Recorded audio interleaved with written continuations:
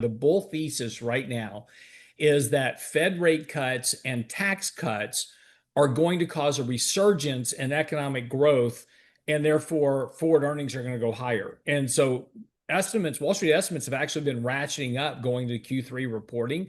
The concern I have is that if we don't get that economic resurgence, you're going to see a decent kind of reversal of this kind of valuation in the markets, because everybody's going to have to start to reevaluate what forward earnings look like because economic growth isn't there.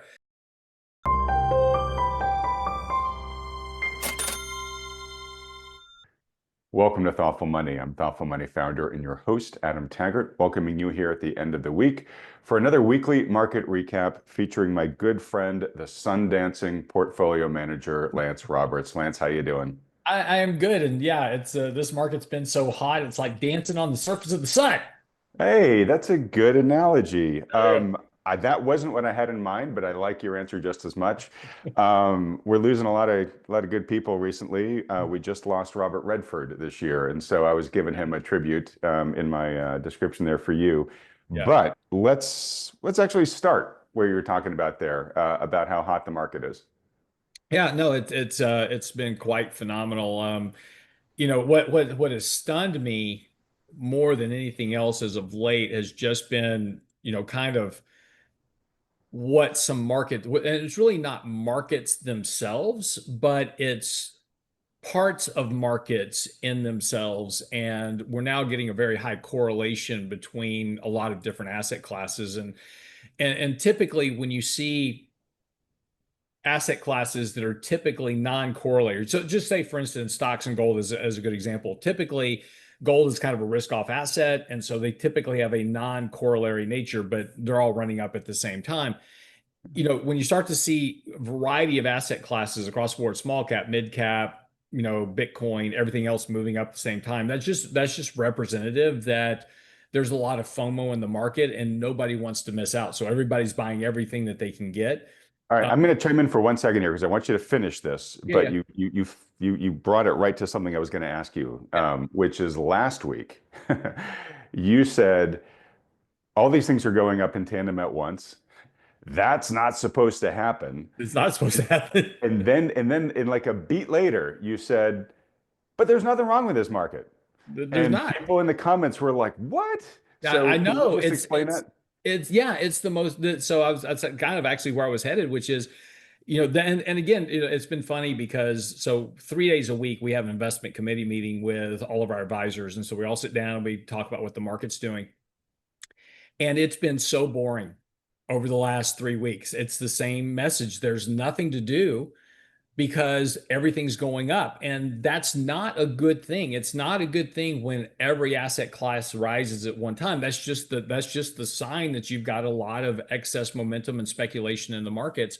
And when you're looking at markets right now, I mean, there are markets that are trading at 3 and 4 standard deviations above their 5-year moving average. That is typically where markets are finding a peak. But again, there's so much push in the markets right now I was explaining this on the radio show earlier this week. Think about, when you're driving down the freeway, you see those long trains on the railroad track, and there's like 1 or 2 engines at the front, and then there's like a mile of railroad cars behind it. Yep. Well, so when they're running at speed, that's all great, fine, and dandy. The problem is when the front engine puts on the brakes, all that momentum from the train cars behind it start to push the engine down the track. So even Sure. though the engine's braking and trying to slow things down, and eventually it will slow the momentum, it just takes a very, very long time for that momentum to really start to reverse and start to slow down. That's the way the market is right now, is that there's so much momentum in the markets that it's just hard. It's hard to stop a train. It's like that commercial for the air conditioners. That's kind of where we are right now. So in your analogy, is the slowing economy the braking of the locomotive? Well, you would think so, right? Because again, that's going to get reflected back into earnings, and that's kind of the big factor of this is ultimately earnings. Everything is very positive right now in terms of forward expectations for earnings continues to grow. The thesis right now, the bull thesis right now, is that Fed rate cuts and tax cuts are going to cause a resurgence in economic growth, and therefore forward earnings are going to go higher. And so estimates, Wall Street estimates have actually been ratcheting up going to Q3 reporting. Atlanta Fed just came out a couple of days ago with their Q3 estimate at over 3% growth. So right now, there's a lot of support for that narrative. The concern I have is that if we don't get that economic resurgence, you're going to see a decent, kind of reversal of this kind of valuation in the markets, because everybody's going to have to start to reevaluate what forward earnings look like because economic growth isn't there. But again, I showed you this last week. These are the new portfolios that we just launched recently on SimpleVisor. I just want to show you a couple that just jumped out. This is a small and mid cap index. Yeah, it's what, up over 16% in a couple months? Yeah, this is since August the 1st, right? Which is just a month and basically a month and a half. 45 days, yeah. 45 days. This portfolio is up 16%. And in that portfolio, so it's interesting. We dig down the portfolio. Bloom Energy's up 125% since August the 1st. You've got AEHR Systems up 80%, 64% in AppLove, and Lattice Semiconductor up 43, and Axcelis Technologies up 43. And then you got a couple others up 30 and 20. Those are massive moves. And these are small and mid cap stocks. But the point about that is that everybody's just kind of thrown caution out to the wind. These are also heavily shorted stocks. For instance, Bloom Energy has a 20% short position against it. So are these squeezes more than yes, investors absolutely getting excited? Okay. Absolutely. That's what is going on. We have these squeezes that are occurring across the markets. But so we have one portfolio that we built. It's called the Accumulator model. And this is just this is for people just starting out investing, just kind of start putting some money into the markets, get invested. That's up 8% in 45 days, right? But they've already had a great year in just a month and a half. Yeah. Yeah. Congrats. So that's just, and again, even the all-weather model, which is gold, precious metals, very conservative defensive stocks, bonds, that's up 6%.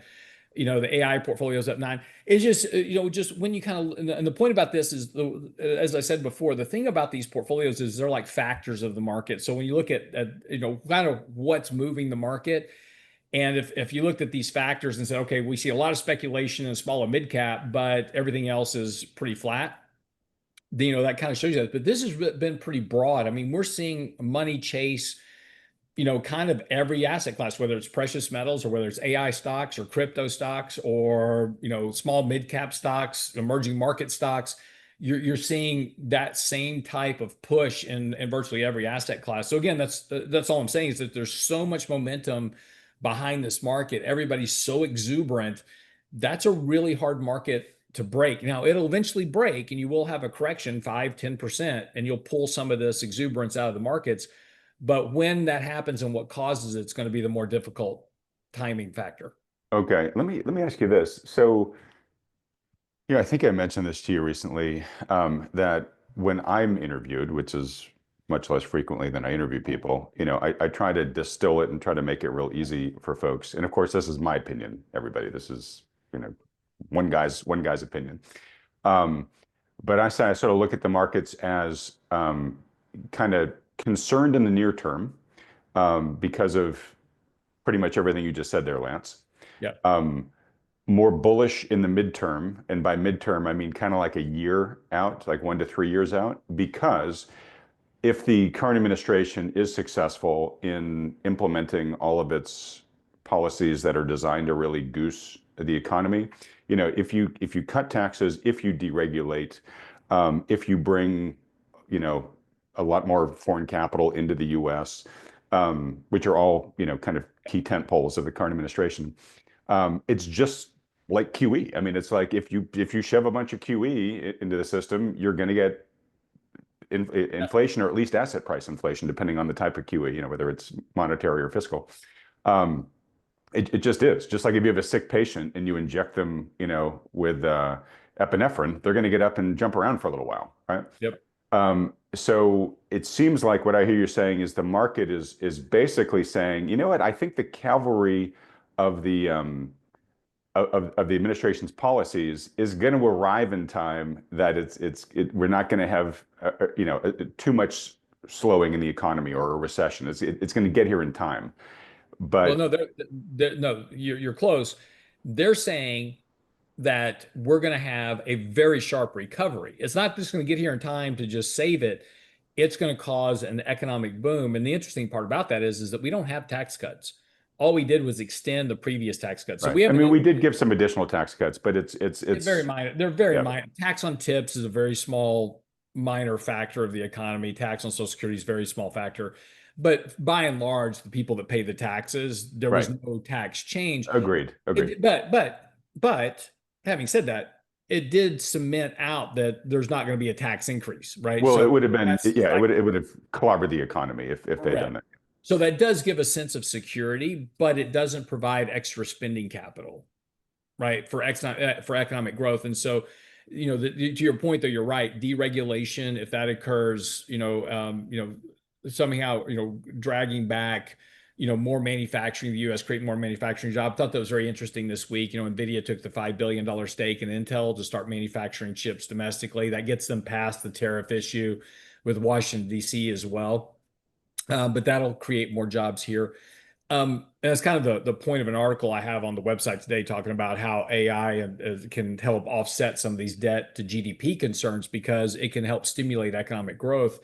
So if all those things come to fruition, then a lot of these expectations by market professionals expecting this, kind of resurgence in economic growth could come true. And then Well, that would support. but this is what I want to dial in on. Like, I think the odds of them coming true aren't bad, and people can disagree with that, right? That the economy will get a jolt, and increasing over, in the midterm as these things Yeah. really start to fully flourish. But I don't think they're going to arrive this quarter, next quarter, probably not even first half of next year. And I could be wrong, Right. No, right? no, I But agree with you. but it seems like the market, and that's what I wanted to just make sure I'm clear on what you're saying. The market is sort of saying, nope, I'm taking the under on that. I think we're going to start seeing, help from this soon enough for us to not have to discount asset prices for any sort of dip in the economy. No, yes, you're absolutely correct. And that's what they're hoping for. Again, and this is the interesting thing, right? So, like on my X page, I post bullish and bearish stuff every day, right? So, I never post just bearish stuff and I never post just bullish stuff. I generally post one of each or generally two of each every day. And to help just, that's just also me kind of working through my contrarian nature, trying to just understand both sides of the argument. But it's very interesting that if I post something bearish, then everybody comes up with all the reasons why that bearish narrative is going to be correct. And if I post something bullish, then it's everybody coming up with every reason in the sun why that bullish narrative will continue to be the case. And that's just where we are in the cycle. So nobody wants to actually listen to facts. They come up with all these crazy reasons why, this has got to be true and the market's got to keep going up. And that's just simply a function of the FOMO, right? It's just, But it's a I function of human nature. We're rationalizing beings, not rational beings. Yeah. yeah, exactly. So we're rationalizing our irrational behavior. Absolutely correct. But that's the dynamic of the market, and we've seen this before, right? We saw this in late 1998, 1999. Same type of behavior in markets, same type of sentiment. We saw this in 2021. We know this eventually ends, and that eventually you're going to have another correction, and nobody wants to be concerned about that. But as capital managers, I have to participate. So, like this week, we made no trades because our portfolio is performing fine. There's nothing for us to do. Next week, though, we're going to rebalance all our portfolios across the board. We'll rebalance the thematic models. We'll rebalance our core models. Because you're Because still making money in them. yeah, and just positions that got way out of whack. Like Google, for instance, a good example. So in our core portfolio, we own Google. Google is about as a 4% weight in the portfolio. It's now over five. It's like 5.5% of the portfolio. So we'll trim that back to four. And then we'll probably rebalance some other stuff in the portfolio as well. And maybe add, we're probably going to add one or two positions, maybe swap some things out. But again, it'll be just some minor kind of tweaks and tucks, but there's nothing right now that says we should go and just massively reduce risk. Now, again, don't forget we're carrying 12% cash also. So we have a buffer. But we're about to move into October. So starting in October, we've got a lot of tailwinds behind the markets through year end. We've got corporate earnings are going to be good this quarter. There's no reason to not expect that corporate earnings won't come in better than expectations, as usual. They always come in better than expectations. We've got corporate buybacks. We'll open back up. We're on a record pace for corporate buybacks this year. We will do more corporate buybacks this year.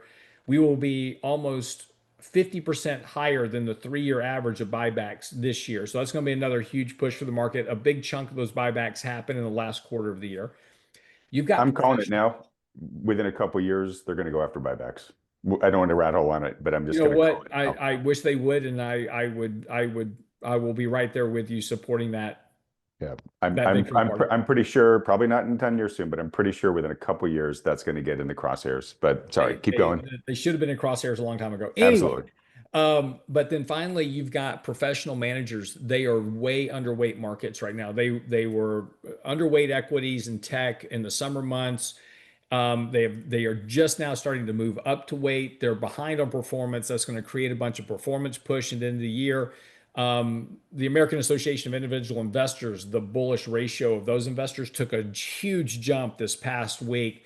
And that's because all the boomers that were the AAII, the American Association of Individual Investors, are mostly older investors. They're not young retail investors. They're not part of that group. So when they take their survey, you're surveying older investors.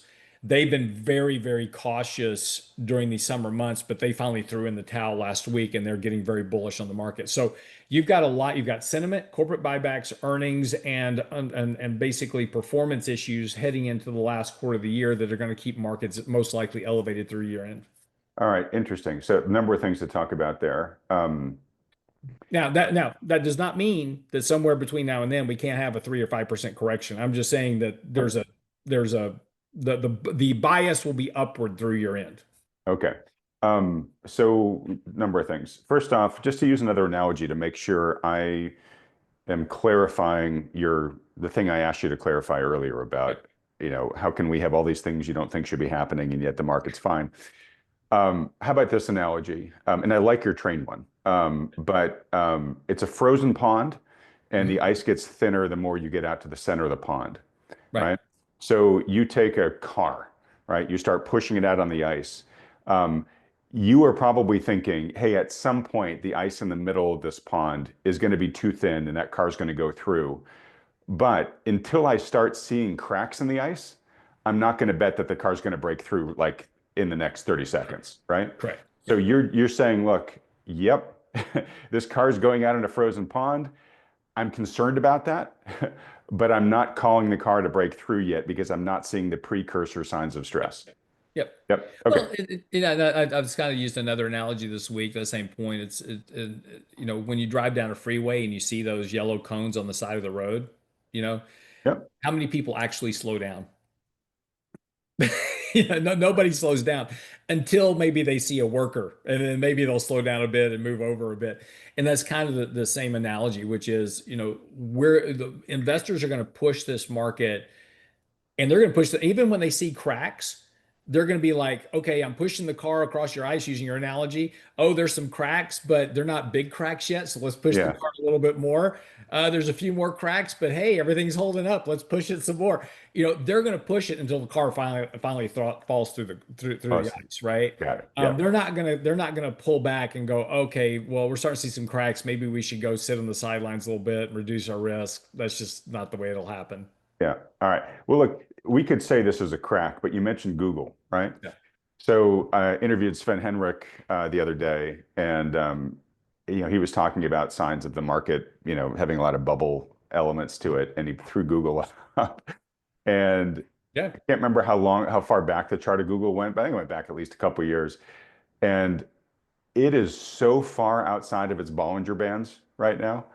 It's just ridiculous. Like, it was almost like somebody said, look, you know what? Bollinger Bands eventually matter. And Google just said, oh, yeah, hold my beer. Watch this. And it just Yeah. shot into like, a totally different stratosphere. No. I mean, that's absolutely the case, and that's the interesting thing to me, Adam, because see this. So this is a monthly chart of Google, and this is what's called a parabolic move, right? So the Google has absolutely gone parabolic, and these are moving average. So this kind of purple line is a moving average. of 50 months. So it's basically a 4-year moving average. And it's now 3 standard deviations above that 4-year moving average. Now, just for the mathematically impaired, standard what when we talk about Bollinger Bands and standard deviation, you're talking about a normalized bell curve. Yeah. And do me a favor, while you're talking, go to the weekly. Same thing. That's a Yeah, that showed parabolic a little moving. bit more what I was talking about there. I just wanted to, because again, we're on Sven's chart, and I don't know what the duration was, but I mean, it wasn't even close to the top Bollinger Band anymore. It was just way off by itself. Well, it also depends on what his settings for his Bollinger Bands are. So this is again this is 2 and 3 standard deviations of the 50, in this case the 50 week. In the other chart it was 50 months. So again, if I change the if I use 20 weeks or 20 months or 12 months or whatever, I'm going to get different Got it. deviation Okay. levels, right? So Okay. I'd have to know what his settings were, but it's the same chart, right? Irrespective, it's the same analysis. So when you talk about a standardized bell curve, you have positive outcomes and negative outcomes on a bell curve. And so one standard deviation comprises about 68% of all potential moves. When you get to 2 standard deviations, now you're talking about 95%. 3 standard deviations, about 99% of all potential moves. And then you start kind of moving out 4 or 5 standard deviations. You're talking about, pretty much those rare tail event risks that occur. Right. You should Um, kind of think of the inverse. Like if you're outside, if you're outside of 2 standard deviations, then it's like what? Like that occurs mhm, 32% of the time. If you're outside of three, that occurs only 5% of the time. And then when correct. you're getting lower like this, it's like, oh, well, this is like an almost never once in 100 year flood type of thing. Correct. And but again, it's also just all you have to do but again, people, this is where these narratives come in. It's like, oh, well, this time is different for Google because of AI and all that. But it's never different. And if we go back throughout history, every time that you've had these bigger, kind of deviations from extremes, we always thought it was different this time than last time, and it's AI this time, and then the stock has a big correction back to the moving average, and then it rallies back up, gets 3 standard deviations overbought, and everybody's like, oh, it's different this time. You have a big correction. And it doesn't matter what asset class it is. It's never different. That's the beautiful thing about what technical analysis tells you, is that this is just basically odds management, which is, yes, you're talking about a move right now, and basically Google's pushing 4 standard deviations of its move. So we're in the 99 percentile. So 1% chance that this stock will just keep going up versus a 99% chance it's going to have a correction. It's just suggesting that you've got all the buyers in the market are in the market. And we're not seeing this just in Google. I mean, you can see this in stocks like Oklo, which is up like 20% today. I mean, it's Oh, gone really? Oh, good. I own parabolic, that. right? This Yeah. company has no earnings. It has no revenue It has at no all. revenue. Yeah. Yeah, this is It something it that has may no take. product. There's no be no Yeah, product in market for years. Yeah. for years, and the stock is up. So this is going to have a huge crash at some point, and that's not because. And I'm not saying the stock's going to have a huge crash at some point because it's a bad company. It just can't sustain this type of a move, and particularly when you're talking about companies that have very, very large short positions. I was talking about Bloom Energy earlier. Here's another one, absolutely parabolic on the Yeah. chart. 5 standard deviations now, kind of a push. This company has a 20% short float. At some point, those shorts are going to be right, and this stock is going to have a massive crash. So Lance, I mean, you're talking about a stock comes back to $30 or $40 a share. That's a good thing, by the way. That'd be a great entry point to buy this company, but these moves can't be sustained. Go ahead. no, so I mean, yeah, so I look at this and I don't have your scope of expertise, but Mhm. I look at these as cracks, not even small ones. Yep. And here's gold for you. It looks exactly the same as all these other stocks. It looks just like Google. So again, but see, this is where the narrative comes out. It's like, oh, but this time it's because of A, B, or C reasons. But every time gold has gotten this kind of overbought, pushing 3 standard deviations, like here, you went through a long consolidation correction process. Back here, you went through a 20% decline in 2020, back here in 2012 through 2018. And this goes back throughout history. So the point is if I'm investing in an asset understand that these deviations can't be sustained and you will eventually have a price correction. Does that mean you sell all your asset? No, that's not what that means. It does suggest that you maybe hedge your position or at least take some profits while the profit taking is good. Yeah. And for the record, I have been discussing with you and others over Mhm. the recent weeks that this is a really good time to consider exactly that. If Yeah. you're ahead in gold, which a lot of my viewers are, but whatever asset. And there's a smart guy I listen to every week who says that moving averages act like gravity. And that's essentially, the risk you have right here, right? Is they're Yeah. so deviated from their moving averages that there's almost nowhere to go at this time but back towards them. Yeah. And again, it just there's no point in history where that's ever not happened. And so it may not happen tomorrow. It doesn't mean it's going to happen tomorrow. It doesn't mean it's going to happen next week. It doesn't even mean it'll happen next month or two. And that's the trap that investors get themselves into is that, well, Lance said that the market's going to, Oklo's going to crash or Google's going to crash because it's got. I'm not saying they're going to crash. I'm saying they're going to have a correction back to their moving averages. If you don't take some money off the table, it's going to feel like a crash Yeah, I was going to say, because it's going to feel like it given how yeah, deviated they are, right? Yeah. exactly. There'll be a big reversal back down towards those moving averages when it occurs. But if the see, and this is where the trap is because if it continues to go up, it's like, well, see, he was wrong, it's still going up. And yeah, if it goes up a little bit more, see, he was wrong, it's still going up. It's going to keep going up, and then it crashes. And what the markets are really good at, and what professional traders are even better at, is sucking everybody into something where they get out of it and they pull that other side of the rug. They'll start shorting these assets heavily to drive the price down when they can get that move going. So, and that's what Wall Street's really, really good at, is kind of manipulating that side of the market. So just be aware that again, it doesn't mean go sell everything. It doesn't mean anybody's negative on anything. It just means that everything has to correct in price at some time, particularly when you have these kind of deviations in the markets. Yep. Okay. Let me ask you one last question about Sure. Google, and we'll move on. And folks watching, if you've got insight, feel free to add it in the comment section as well. Okay, I don't follow Google super closely here, so there's probably all sorts of reasons to justify why it's having this latest price action. But just sitting from the cheap seats, I'm like, all right, I know Google's working hard at creating its own AI, right? Gemini. Um, and the AI race, I don't know, one man's opinion, I think it's largely going to be sort of a winner take all, right? If there's the smartest AI, most people are going to want to use it, right? So, there's a bunch of companies right now racing to see who can build the smartest AI, and Google's one of them, but there's no guarantee it's going to be, the winner when all is said and done, right? So there's probably some FOMO about Google's role in AI there. But as I look at AI, I see it as a massive threat to their search monopoly, which is, has been one of the best business models in all of human history up until, this year, right? And I just don't understand why you could make an argument right now that Google's worth, a ton more when you've got really valid questions of what's going to happen to its core revenue model if nobody's clicking on blue links anymore because Google is just serving up the answer and it loses all that advertising revenue. Well, so do you see this gap right here Yep. in the chart?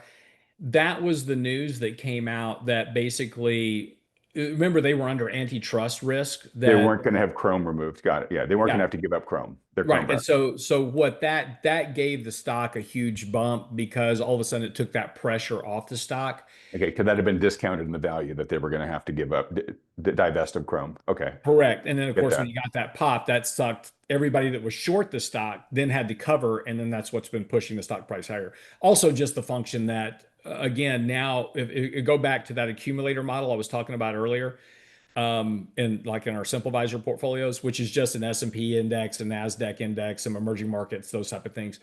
Um, so as this market continues to grind higher, it's just sucking money into those ETFs. And when everybody buys those ETFs, again, we go back to, The the passive Michael's flows. robot, right? It's buying more Google. And the bigger Google gets, the more money it absorbs. And so you have this kind of combination factor. All right, do me a favor, keep talking about hit the monthly. So totally get giant mindless robot, great additional reason plus Chrome. But here, Google is now worth way more than it's ever been worth. Oh right? yeah, absolutely. I don't know when exactly the news came out initially that the government might want to divest of Chrome, but let's say 2, 3 years ago, whatever, right? Let's say it's been hanging over the stock for a while. Yep. But should the stock be worth way more than it's ever been worth with that overhang that I just raised about their core business model, right? Well, Wouldn't you expect there to be? that is a fantastic question. That's a fantastic question. So here's Google, and this company trades at a price to earnings growth ratio, what's called a PEG, right? Yep. So its price to earnings growth is 1.8. That is a fairly valued company, even at current levels, based on the rate that it's growing earnings. This is their earnings, this is their sales growth on the bottom, and this is their Hmm. EPS growth. So they're buying back shares, which is helping boost the EPS side to some degree. I mean, those are But BS numbers. I know the street cares about them. I don't know why, because of buyback distortion, but yes. exactly. But if you take a look at sales growth, which you really can't distort through buybacks, Yep. this is straight billions in sales, right? This is not sales per share. So it excludes these buybacks. But they've got very strong earnings growth, and so the earnings growth is helping support. So again, you've got a company trading at a value, a forward PE of 23 and a PEG of 1.82. And so if I back this up and I said, hey Adam, I've got a company right now that trades at a PEG of 20 and has a price earnings growth of 1.82, and you'd be going, okay, what company is that? I'd be willing to buy it, right? Pro Because that's fairly cheap. Probably, but just to that point, you say it's all about earnings, right? Yeah, yeah. Um, so those historic earnings don't reflect the threat of AI eating into their revenue the way that I'm concerned about. Correct. Correct. And then that's the $64 trillion giant in the room that nobody can put a handle on is how is AI going to impact their ad revenue? This is the same question for Meta. It's the same question for Apple. It's the same question for, really Amazon as well. They each have models where they're selling a product, a good, or a service like Apple, but they also depend on ad revenue, like Meta in particular, depends on ad revenue to a large degree. Google, huge ad revenue generator. What does AI do to change that ad revenue environment in the future? To totally And agree. Although I think yeah, Google has and I'm not an expert here, but to me, yeah, Google has the greatest direct threat because Meta just they serves do. that to you, where Google, Absolutely. the ads are part of the customer experience, Hmm. right? Which ad gets which blue link gets served higher, right? Yep. Um, so, anyways, and look, it's clearly not mattering, and that's sort of the point I'm trying to make here, which is uh, in a in a late stage FOMO market, things like concerns don't matter. But also to your point about the giant mindless robot, we may be at the point where the giant mindless robot is pushing companies to valuations they have no business being at Hmm. because of fundamentals. And Google might be one, given the concerns we're mentioning. Apple, I might argue, is another, where they haven't been Yep. growing revenue that much, right? But still, a huge chunk of every new dollar that comes into the market goes into them.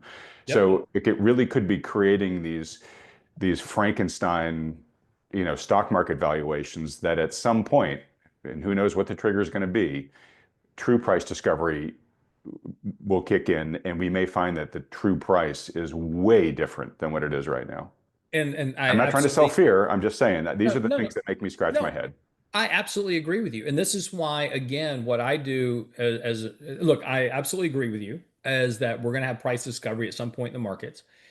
We're going to, and again, take a look at Google trading it. Again, you plug in any asset price and you get kind of the same chart lately, but you got this massive deviation from the long-term mean. And every time it's done this before, you've come down and retested this long-term mean multiple times.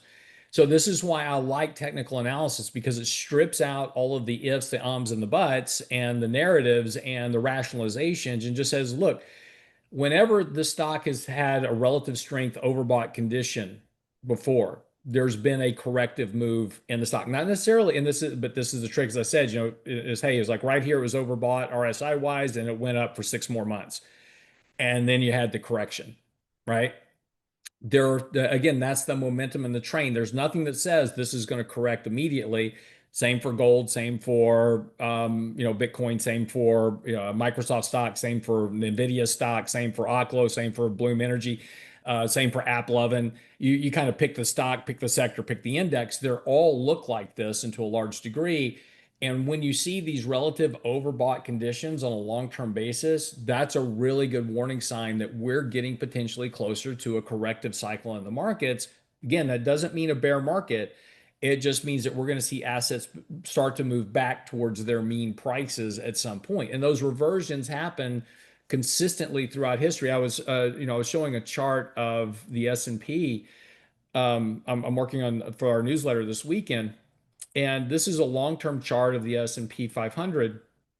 And what you'll notice is that every time the deviation from the 48 week moving average, so 48 weeks is roughly about a year, 48 trading weeks is a kind of a trading year. But when you're this deviated from the 48 week moving average, you typically get reversions. But importantly, if you just look at the markets, this is since 2009. We've been in a very steady bullish trend. But every time we get to the top of this trend channel, we correct back to the bottom of the trend channel repeatedly. And at the time that the markets are going up, in 2021, it was like, oh man, this market, we're on fire. We're buying meme stocks, we're buying SPACs. It's fantastic. It's all new land that we're in.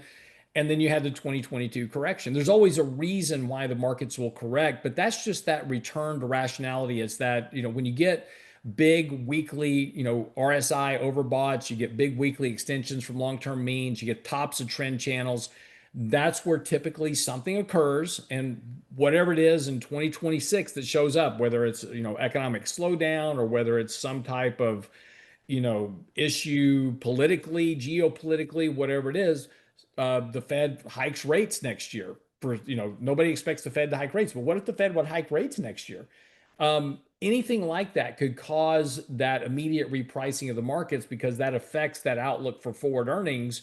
And then we have to those 22, 23, 24 times valuations all of a sudden have to get repriced lower.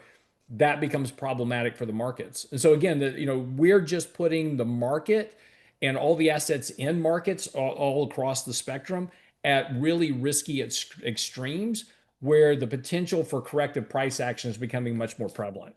Got it. Yeah. And I just want to note here, yeah, if the Fed hiked rates next year, it would totally surprise everybody. But I think what's probably more likely is the Fed is going to cut rates, and it's going to cut rates probably a lot, just as it did right as the start of the dot-com crash, right as it did at the start of the financial crisis, right as it did at the start of COVID, which were also corrective elements along this historical pathway here. Yep. Because that has much more commonly been the pattern of, when the Fed has switched from a height rate regime to start cutting, that, historically, that is when we've seen some of the larger market corrections. That's right. Yeah. No guarantee it's going to happen this time, but would not surprise me in the least. At all. Correct. Yeah. All right. So I just want to note real quickly, I interviewed yesterday. The interview is going to come out the day after this one airs, so Sunday. Mark Newton, and Mark is the research partner of Tom Lee from Fundstrat, right? And just so you know, he's a total technologist. Like he looks at the macro world, he gets opinions about the macro world, but it doesn't influence his trading. His trading is just all on the data. He's a big momentum guy. Trend is your friend.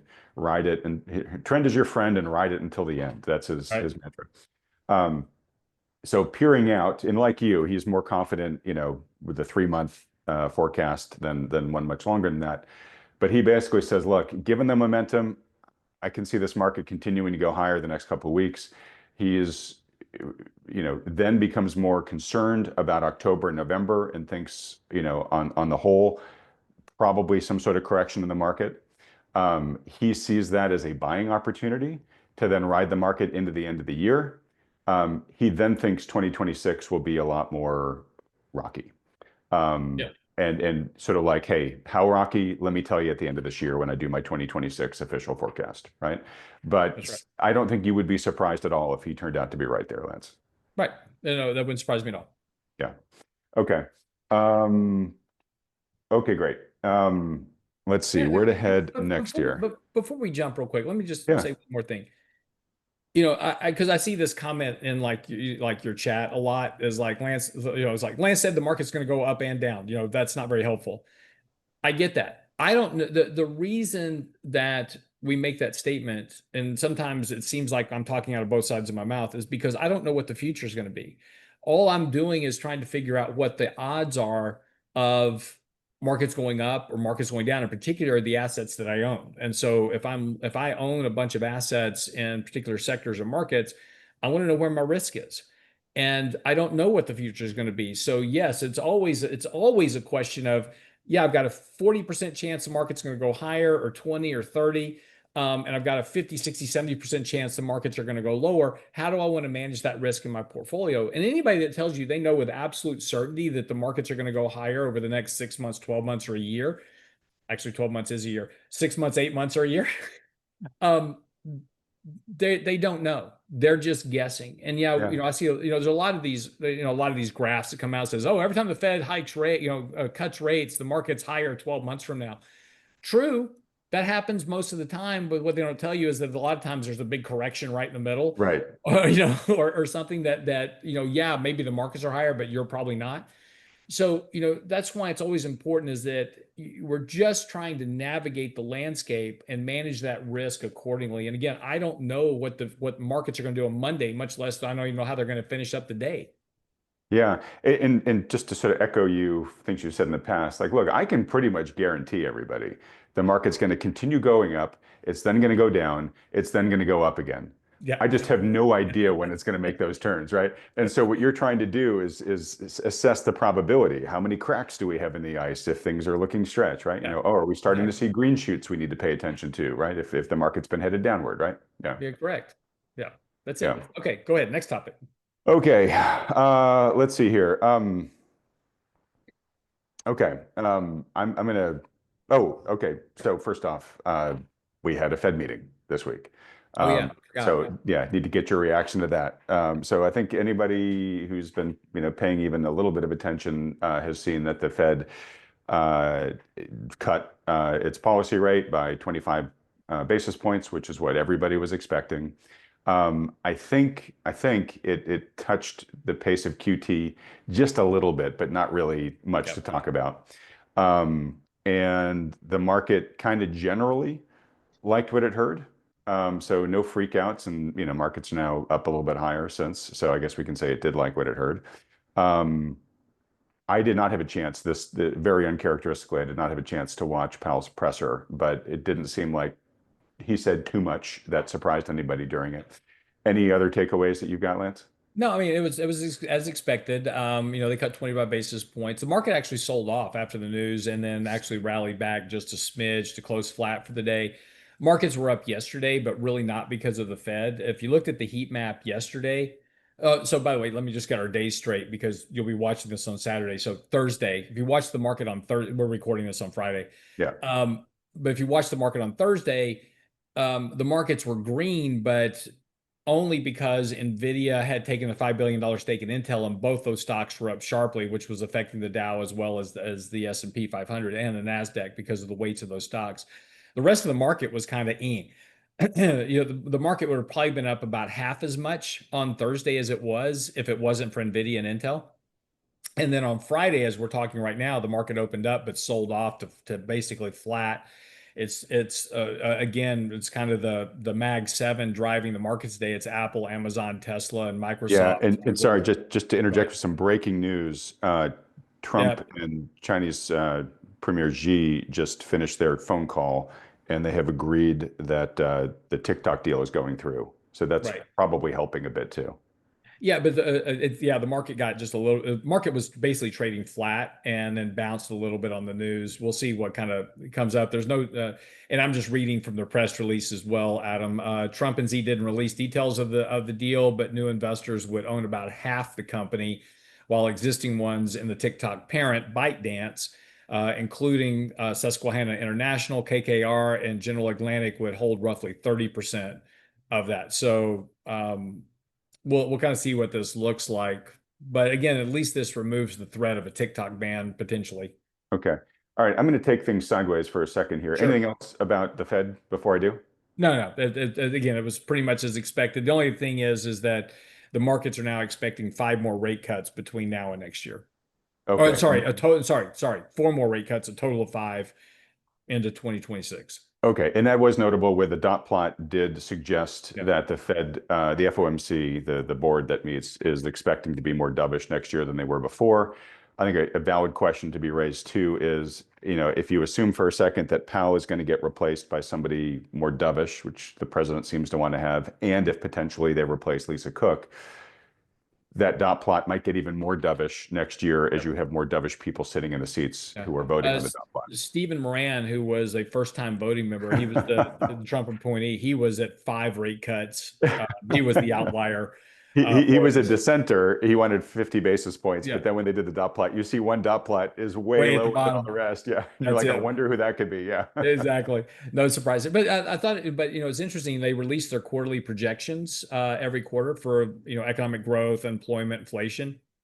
No real change. Expecting slower rates of economic growth into next year. 1.9 to 1.8 in 2027. 1.8% long-term economic growth. That's not great.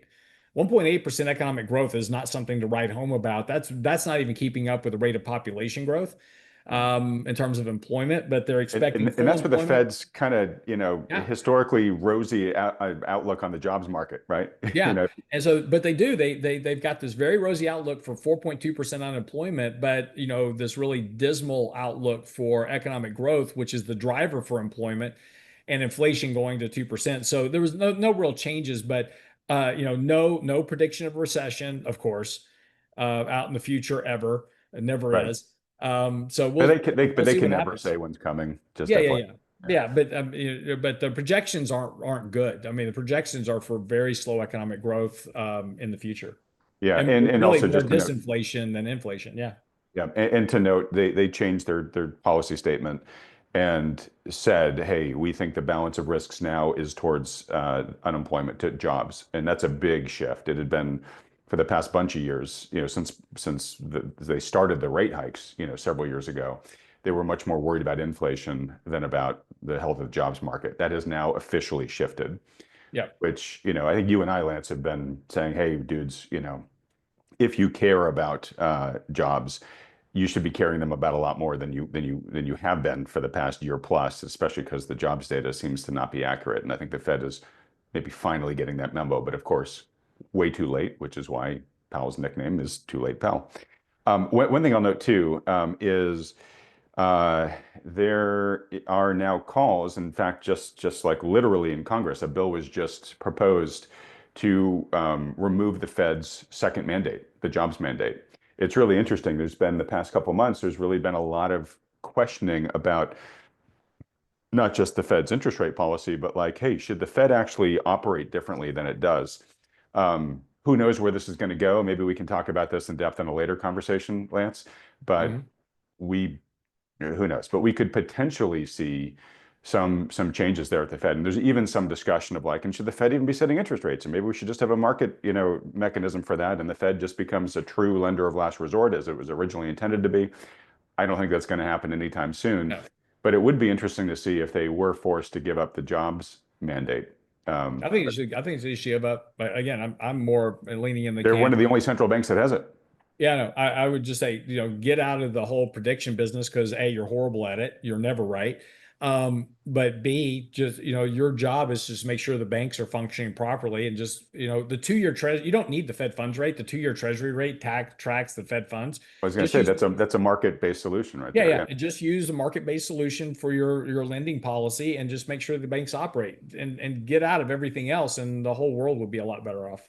Yeah. So, okay, if we want to, we can go more deeply into that. I just find it interesting that we're now beginning to shift from just some random voices, like the Ron Pauls of the world talking about Yeah. this into the wind, to all of a sudden there are bills being introduced, right? Yep.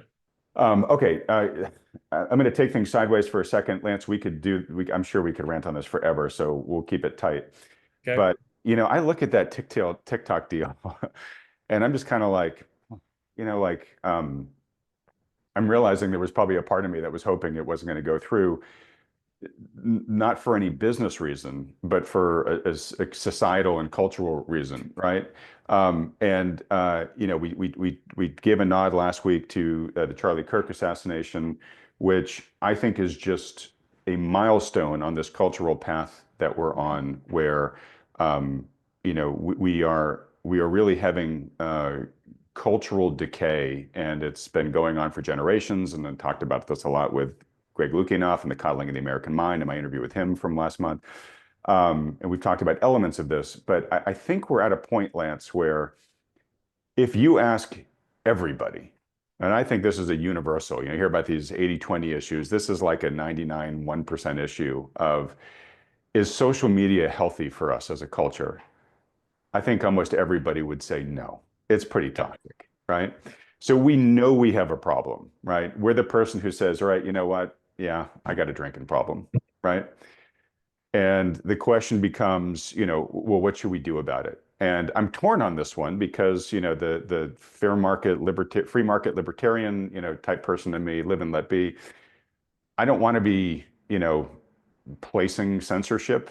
I don't want to be on the side of censorship, but I do think that, when we're looking at the harm that social media is doing to especially our kids, but as our kids begin to grow up into adults, the adults that they're becoming and just what's happening in society, like the cost is really real. It's measured in the cost of human lives and not just the fringe people who might assassinate somebody, but the people who commit suicide, the people who, self-harm, all that type of stuff.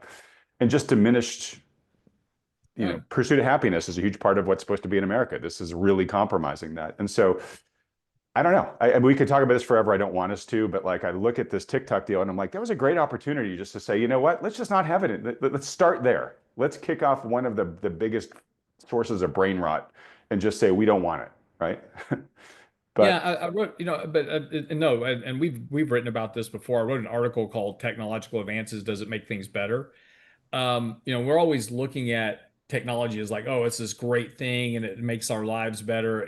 But if you take a look at the technological advances, you can almost mark it to the year when Facebook went public and the iPhone was invented, that you saw a rapid decline in individual happiness levels decline sharply, a very sharp rise in depression and loneliness, a very sharp rise in teenage suicides.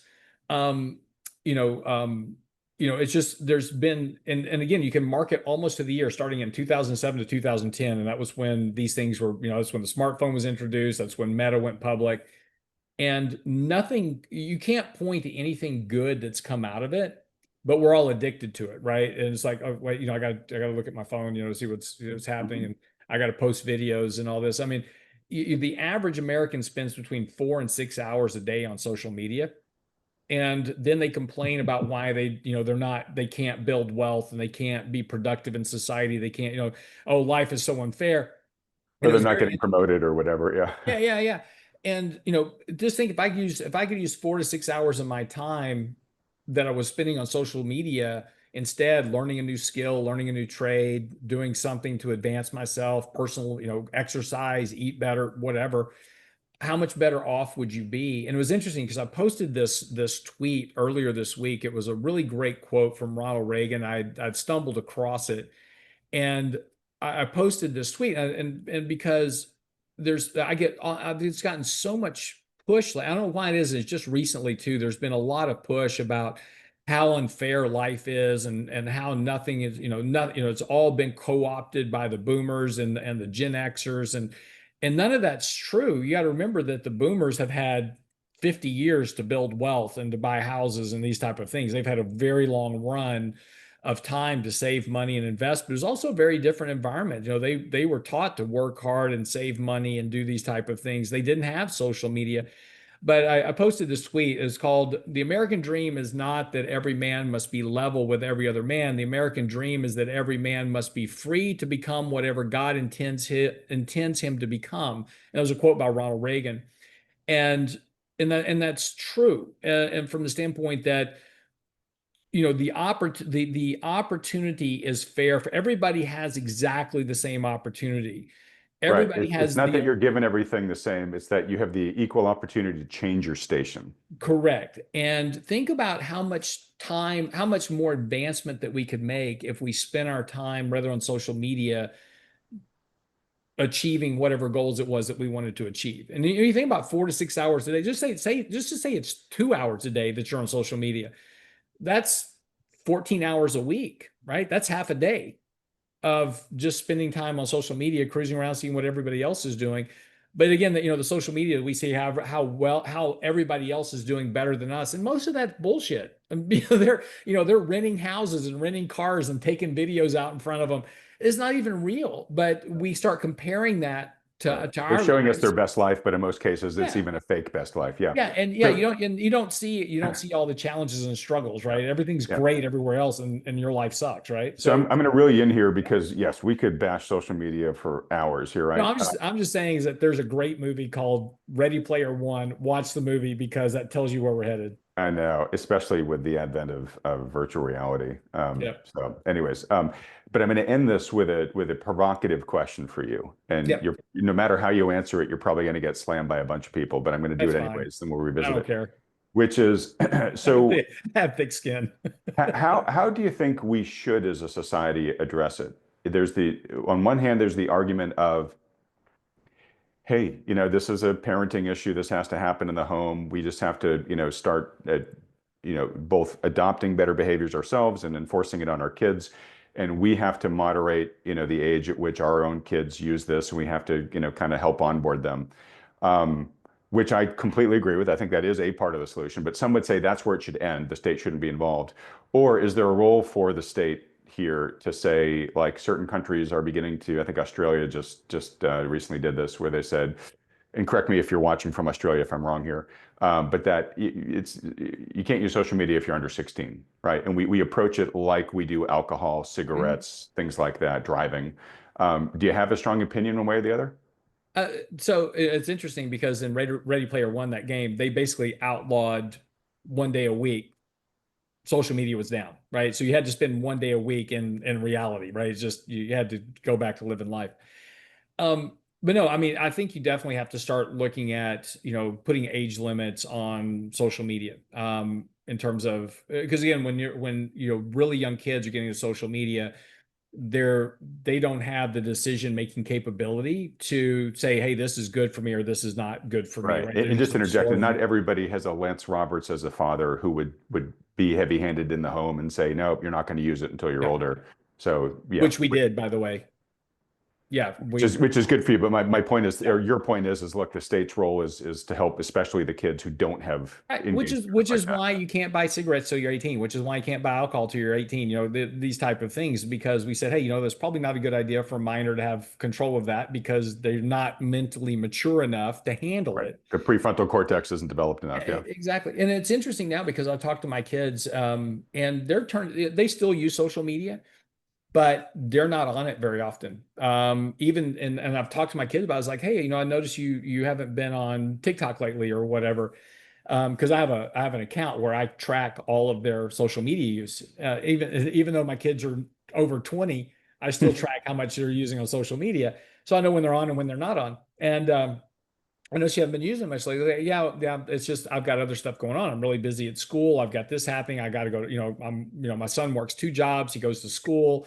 He's working on his degree. So I mean, goes to the gym, eats right, and he's doing all the right things. So he's busy. He doesn't have time to be on social media. But he even said that even his friends that in his friend group, they're all starting to use social media a lot less. They're starting to realize that it's not really that beneficial for them and they're starting to turn away from it and use their time in more productive manner. So maybe the hope is that this a generation is like this was a huge fad. It was great. It was wonderful. Everybody participated in it. But maybe people just naturally come to decisions like, what am I doing here? I'm spending 4 hours of my day doom scrolling TikTok and I'm not getting anything out of it.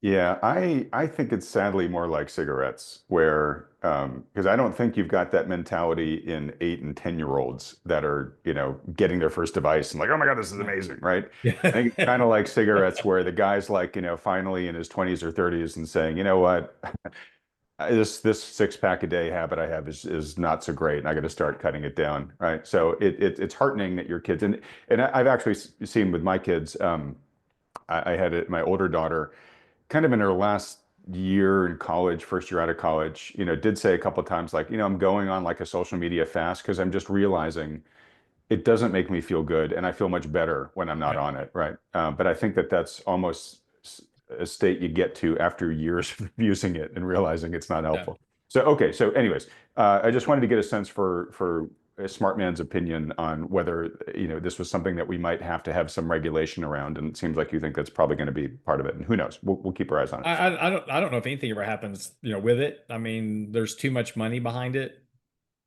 Google, Meta. I mean, Well, I there's mean, sadly, the companies that apparently have all the money in the world now, are the ones that are building these. So who knows? Yeah. All right. Well, look, I want to move on here in the time we have left. Okay, this is kind of interesting.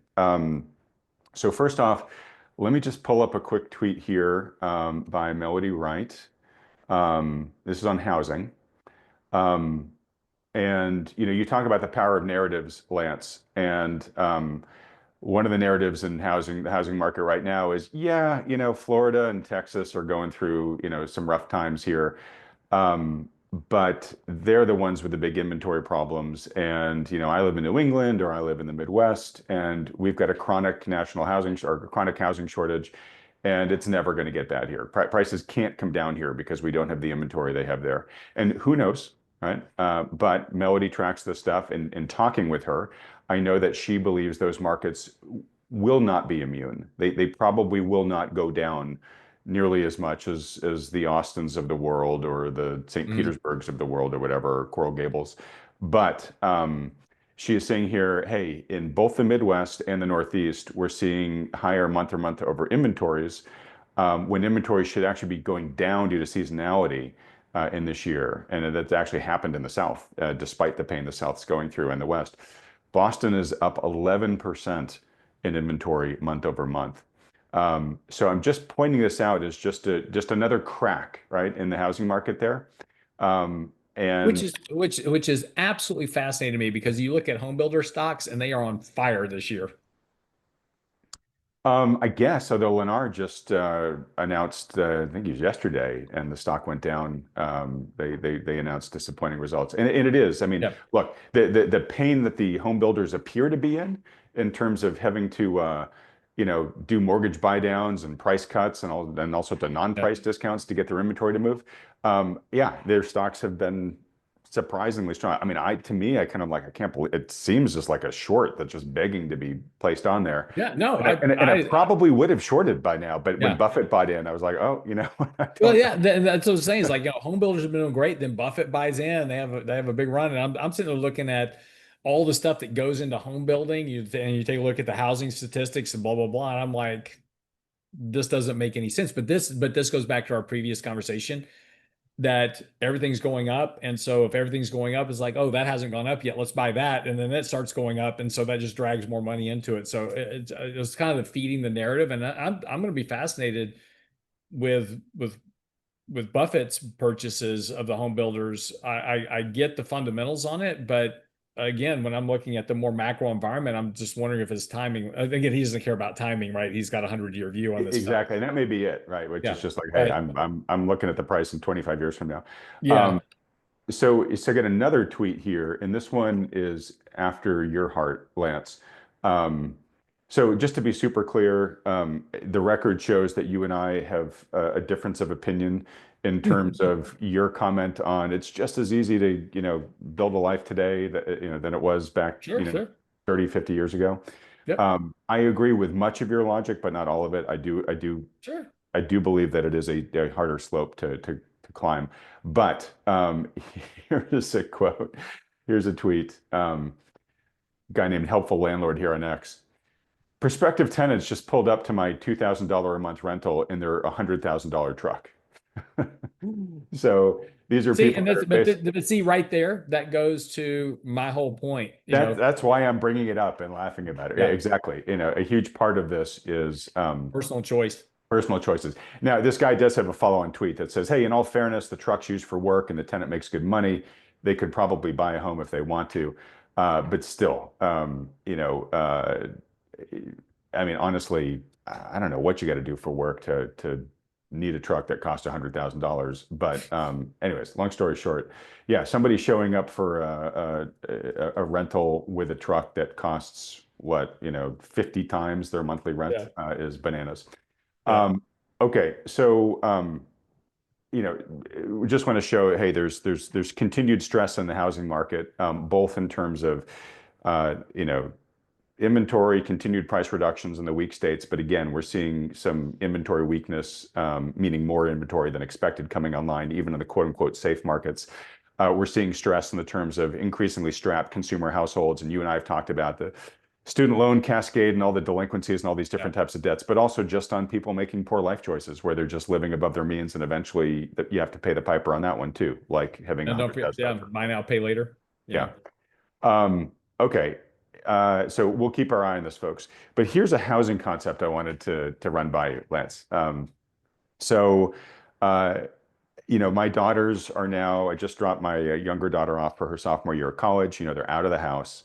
And like any selfish parent, right, I hope when their life travels get to the point where they want to settle down, that they choose to live near mom and dad, right?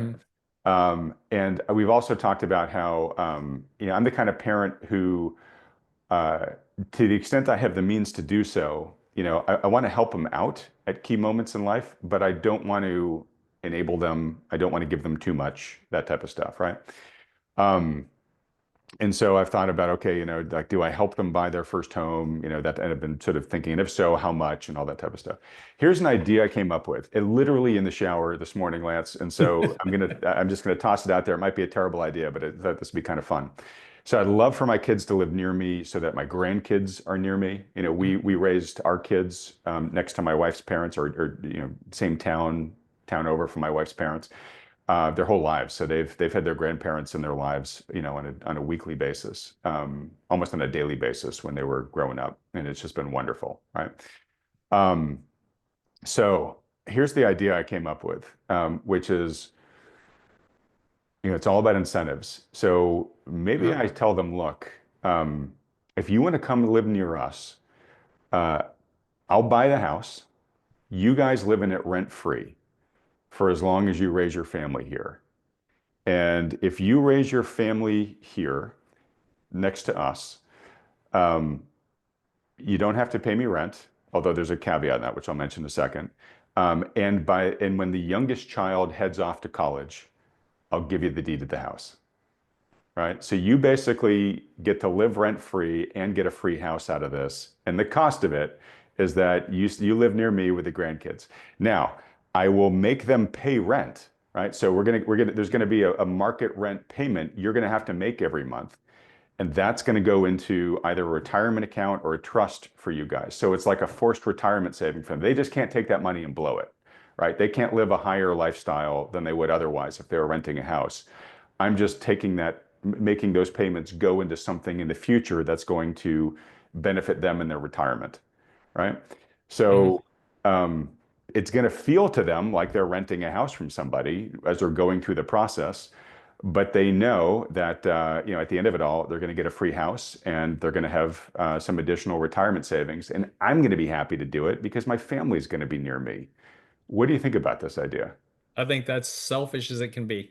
Oh, it's totally selfish. Yeah, yeah. Absolutely. I want my So grandkids near me. I wouldn't. So if you want to do that, I wouldn't do it the way you're doing it. Then, and I wrestle with the same thing with my kids because we want. So we've got four kids. We would all love to have them right here next to us, so we have access to the grandkids. Totally selfish, right? You and I are on the same page. Absolutely. Yep. Here's the risk you run into.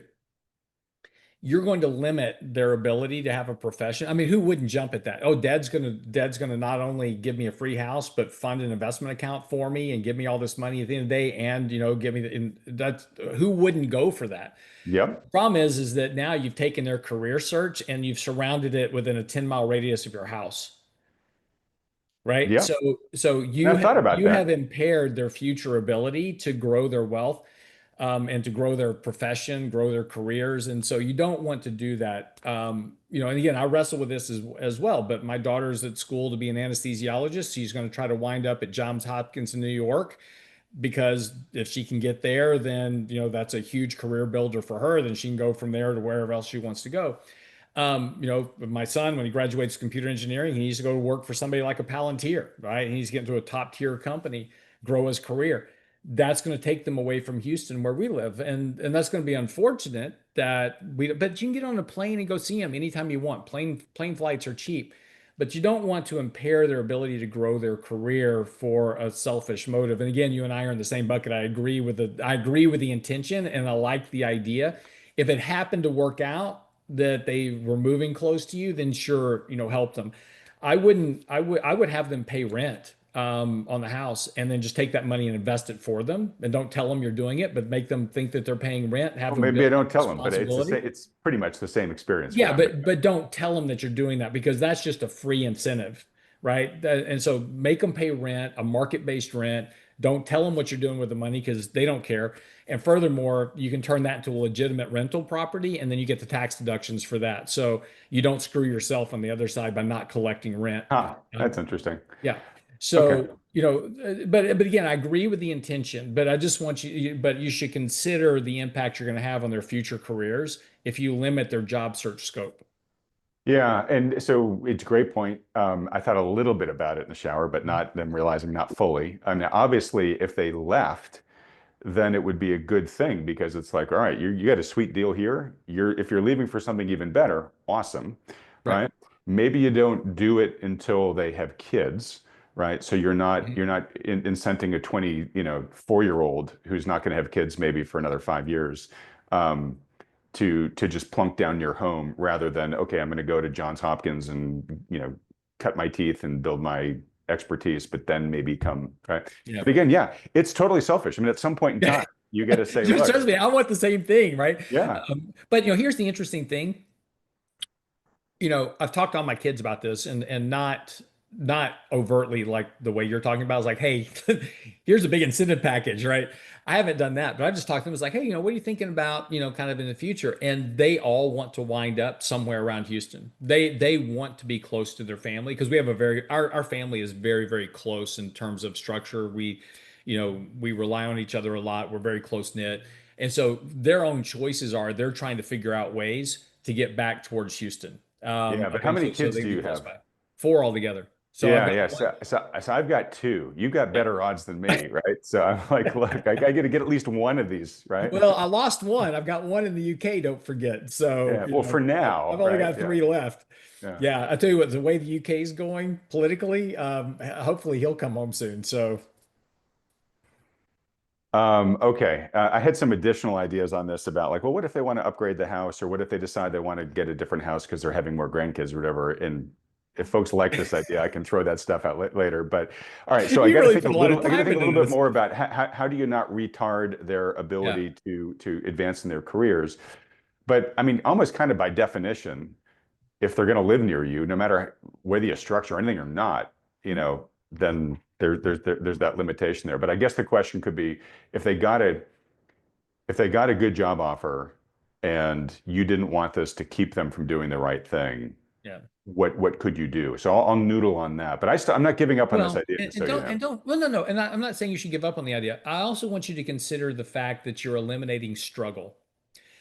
But how? I Struggle, mean, that's why they're paying the rent, right? right, Hey, right. you don't pay me this No, rent, you don't get this deal. well, no, I get that, right? But you're also giving them a lot of other benefits, right? So I get that. Just all I'm saying is don't forget there's an importance to struggle, and they need to struggle in order to build I'm the a right thousand muscles, percent right? with you on Yeah, this. yeah. Yeah, I this know is you are. I'm yeah, just saying so as part and I no, you and I both agree on this. yeah. And so part of the thing that you and I have to both approach is to make sure that they struggle, but we're there to help them as needed. So part of this process is like, hey, I'll help you buy this house, but instead of me just giving you money to buy the house, I'm going to become a co-owner. I'm just throwing out an idea. Yeah, I'm gonna buy half the house for me, and we're going to be co-owners. And so if you ever sell the house in the future, then we're going to split the profits, right? So you help them get into this. You pick up a tax benefit from being a real estate investor, right? And then at the end of the day, you get some benefit. And then what you do with the benefit, right? You sell the house, you split the profits, and you go invest into an account for them, whatever you want to do. But you help right. Or them you just deed them the house when you die, and or however you want to do that at the end. Surprise, here you go. Right. yeah, But they've had to struggle and they've built those muscles. They've understood the importance of money, how to budget, how to save for things. And those are the important lessons that we have to. And again, let's go back to, where you and I disagree. Like you're just like, oh, it's harder today. it's really not. If you live back when I grew up and you talk Uh, about house prices it's, back then and I can just incomes. see the comments right now. No, no, I'm just telling you that mathematically it costs more to buy a house in the 70s than it costs today on a percentage of income basis. Um, and so the times aren't really any different. It may seem different because we didn't have all these other expenses back then that you have today. We didn't have to buy Apple iPhones and big expensive cars and all these other things. So again, the thing that you and I need to focus on is anybody can afford the lifestyle they want, but they have to be willing to struggle, sacrifice, and have the discipline to get there. It's Yeah, not going to come tomorrow. Nobody's going to give it to you. And this is when you get the comments, right? This is always the comment sections. Well, you don't understand. I do understand. I've lived out of my truck to build my business. I've done these yeah, things that we've yeah, talked about before. And so, yeah, I understand, but you have to be willing to commit to it. And nobody's going to give you anything, right? You just have to be willing to start the process. And that's the hardest part is saying, okay, I can't afford a $2,000 phone. I'm going to have to go buy a flip phone and I'm going to have to live with that for a while until I can afford the nicer things that I want. yeah. But I've got to start the saving investing process. I've got to do these things. And I know it's not fun. I know it seems challenging and it is challenging. And there's certainly a lot of differences today because we think we have to have certain things that we don't necessarily need, but we think we have to have them because everybody else has them. And that's the trap we get ourselves into. Yep. So you and I are 1,000% in agreement on that. We still differ, I think, on the data. And you know what? I'll commit, Lance. We'll have a one of these rants where we just bring the data, and I'll let you make your Sure. full data argument on that. But it doesn't really matter because we still agree on the whole process thing. Yeah, And yeah. and this just to end this idea, so I'm 1,000% that A, they have to have the struggle because that's how they're going to develop the muscles to be self-sufficient and have a great life, right? Mhm. Um, and you got to make sure, to your point about you want to be there to help them when you can, but you don't want to be like the Fed where they just know, whenever we get in trouble, Dad's going to come bail me out, right? Can't be that Mhm. type of relationship. The reason why I'm sort of willing to make this sort of as broad daylight transactive as it is, Yeah. because it is a little bit of a bribe. It's like, look, you might be able to get something better somewhere else. Yeah. You know I'm why trying to bribes are sweeten the illegal? pot to make sure that you stay near me, Yeah. right? You know why bribes are illegal? Pardon me? And that's why bribes are illegal. Yeah, but when it comes to your grandkids, those rules go out the window, right? But Again, but look, there is a I have no problem with what you do with your kids, right? It's just understand your consequences and understand your motives. And as long as yeah, you understand you're being completely selfish in this whole motive, which I completely understand, right? I would do the same thing. I just have to also look out for my kids' best interest to yeah, make sure no, that they get to where they're supposed to be. right, no, That's totally. also your job as a dad. It is, which again, and maybe it's twisted logic. I still have to process this, but like that's why, like, hey, if you go through this, you raise your kids near me, and you got to do well enough to at least pay the rent and do the other stuff you want to do in your life. Um, I may be limiting your prospects by this. I get it, which is why if you do this, you get a free house and and Yeah. whether I told them before or not, voila, here's all this retirement savings that you've made with your money along the way, right? So anyways, yeah, folks, love to hear your thoughts. Maybe I'm just super crazy, or maybe folks have a better riff on this idea that they can share in Oh, the no, comments. no. Look, I guarantee you that people in the comments will love this idea. If their parents would do this for them, they would be all over it, regardless of the consequences. Yeah, well, And my kids of would too. course. Who My I kids would would have too. loved yeah, exactly. I Yeah. would have loved this option, but I'm curious to hear those who have their kids, whether they think this is a good idea or not. All right. Let's see. So we talked about trades, which is basically you haven't done any No, trades, but next week. next week. And sorry, will next week be more rebalancing or But no, we're probably gonna do a couple of position swaps. We've got a couple of positions that are performing okay, but not as well as we would like them to. And there's a couple of other positions that we want to add. So we'll probably because we only hold a maximum number of stocks in a portfolio at any one time. And so if in order to add a stock, I have to sell a stock. and is that just because you feel like your attention can only focus on a certain No, size it's a function. universe? No, it's a function of mathematics. If you own more than 30 stocks in a portfolio, you might as well just go buy an ETF. You're going to get the exact same performance. So, Okay, uh, it gets so broad that yeah, it doesn't. and the way and because of passive indexing and all that type of stuff, that if you own 40 stocks in your portfolio, you're basically going to get the exact same performance as the index. So just go buy the index and save yourself the time. Where you can create outperformance is by holding more concentrated positions in a fewer number of stocks, and that's how you can create outperformance over time. Okay. All right. Well, look, I'm going to start wrapping things up here. A couple of things.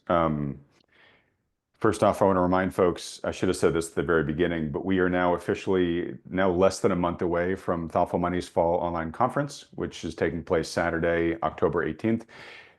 If you haven't bought your ticket yet, you should run, not walk, to thoughtfulmoney.com/conference and get that ticket now because the early bird price discount that we're offering right now is going to go away pretty soon. And I want to make sure everybody who can get it does get it.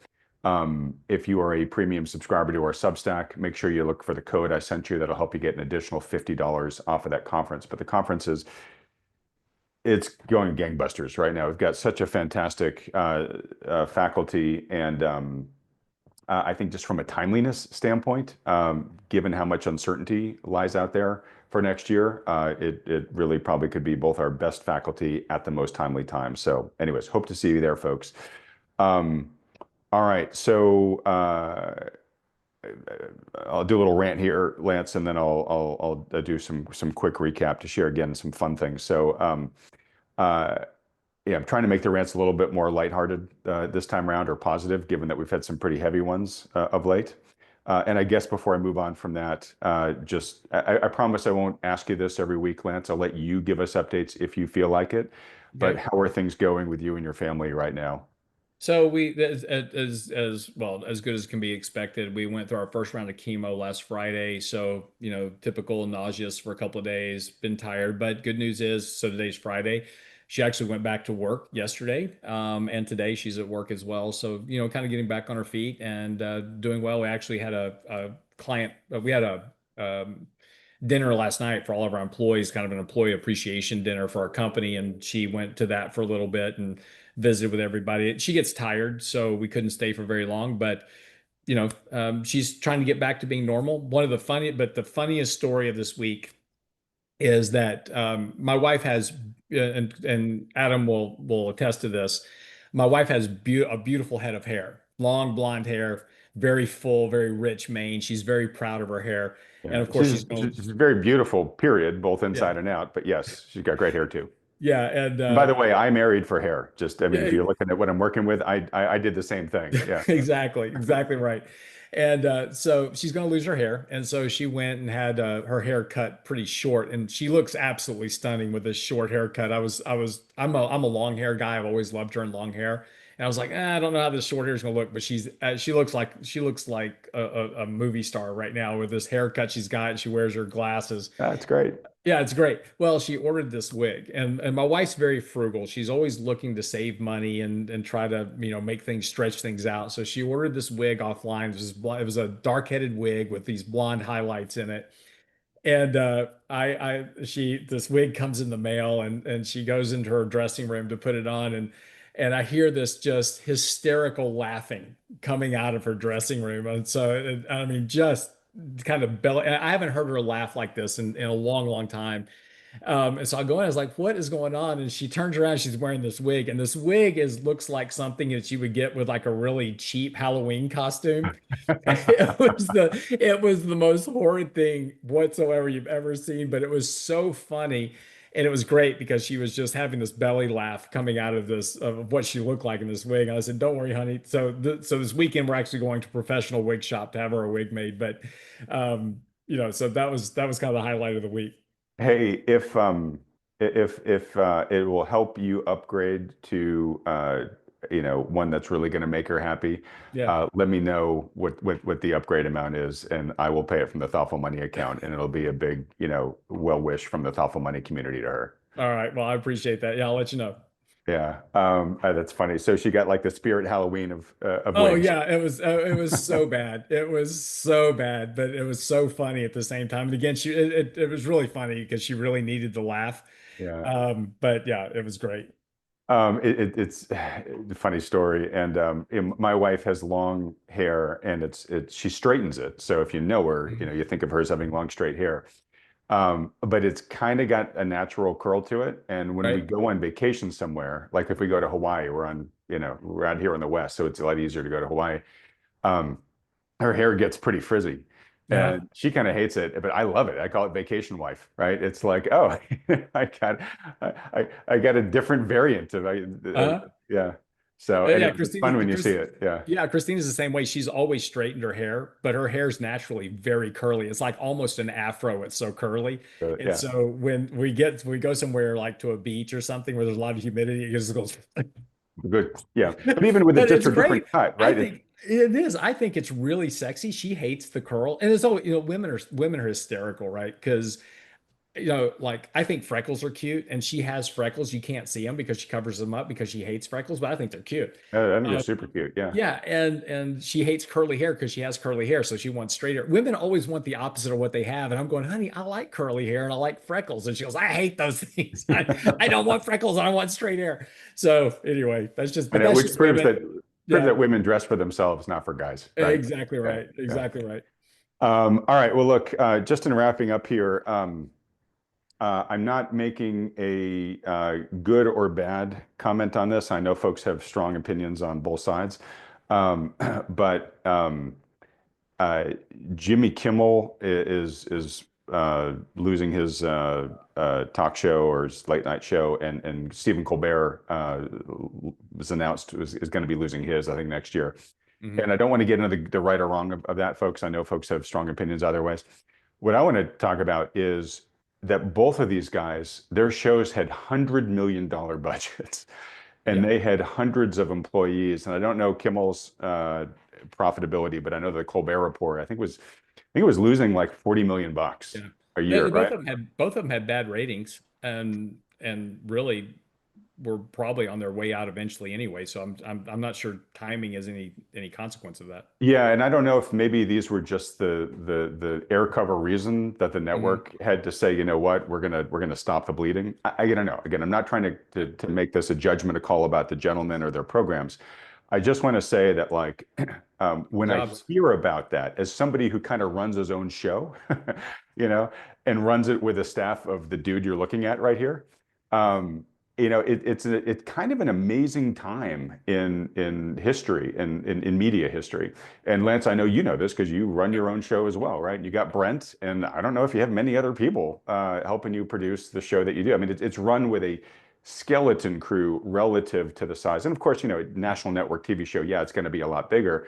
But there's a lot of shows on YouTube, a lot of channels on YouTube that have as much, if not a lot more, viewers than a lot of these major TV shows. Oh yeah. But they run on a relative skeleton crew, and not to pat myself on the back too much, but there are times where I'll have a video that does quite well, and I'll be like, I'll look at the stats, and I'll be like, hey, that's more viewers than this CNN channel had, or that this, I don't know if the Tonight Show, but certainly some of these other, big name talk shows, I'll look at their media stats and say it's as big, if not bigger, than at least that guy that week, right? And again, I'm just Right. one dude with a camera, right? And free editing software that I use.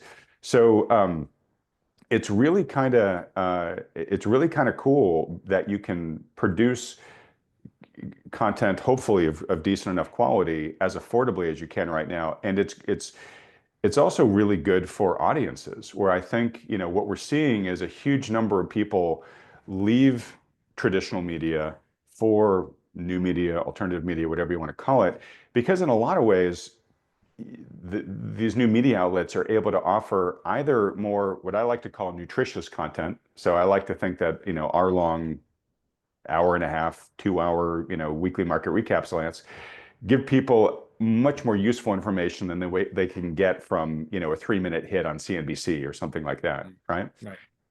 So it can be more nutritious or just more authentic, right? You can find people who aren't reading teleprompters that are largely being written by their advertisers and stuff like that. So it's a really interesting time. I'm going to move forward from here on this theme, but real quick, do you have anything you want to add to that as a guy who's playing in this space?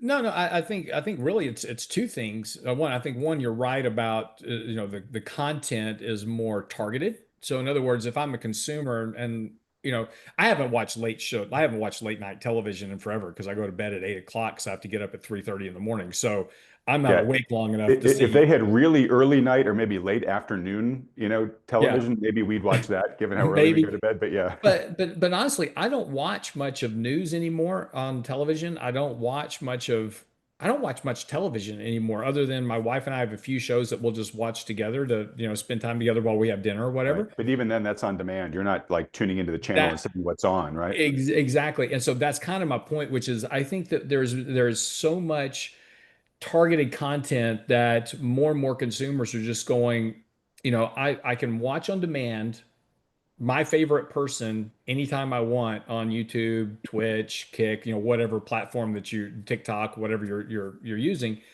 And I just think that that's just driving more and more of the consumption in that direction rather than staying up till, late night to watch, Saturday Night Live as an example. I mean, Right. I just think that the viewing habits of people have changed. Oh, absolutely. And look, I mean, there's a lot of consumer benefit. You get to see what you want when you want to watch it. Mhm. There's downsides to it, right? Where we build our own echo chambers. And then, of course, your Yeah, social that's that. media feed is suggesting the next video that it wants to keep you in that, In that echo chamber. yeah, in that echo chamber.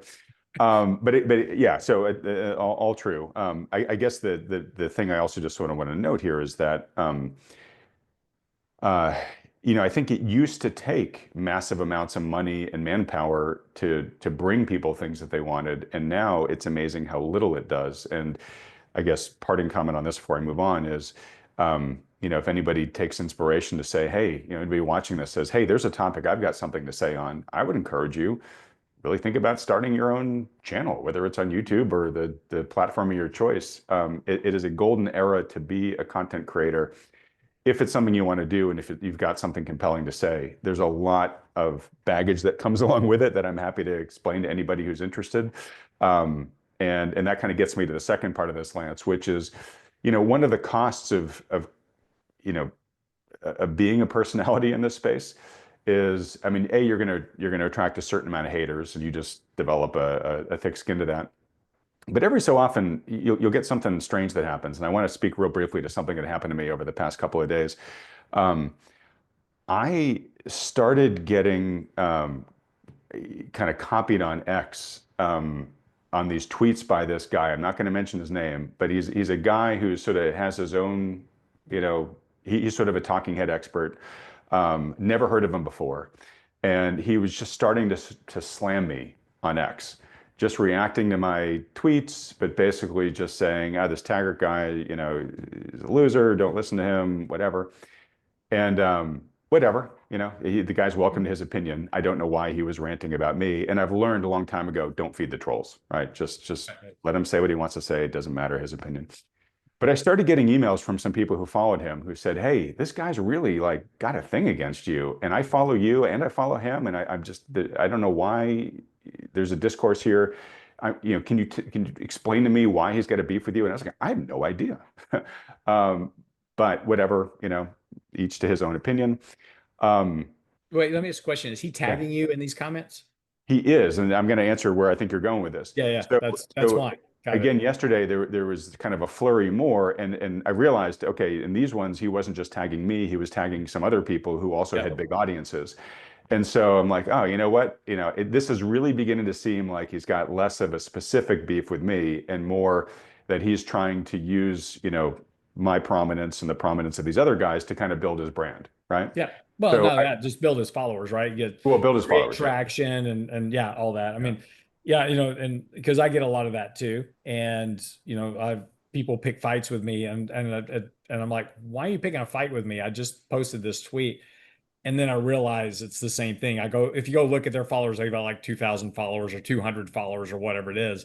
And they're just trying to get enough interaction to get pushed up to get people to follow them. Exactly. And I think that that's probably going to increase, just FYI, as Yeah. you have these Johnny come latelys where the field is now crowded with some bigger Yeah. players.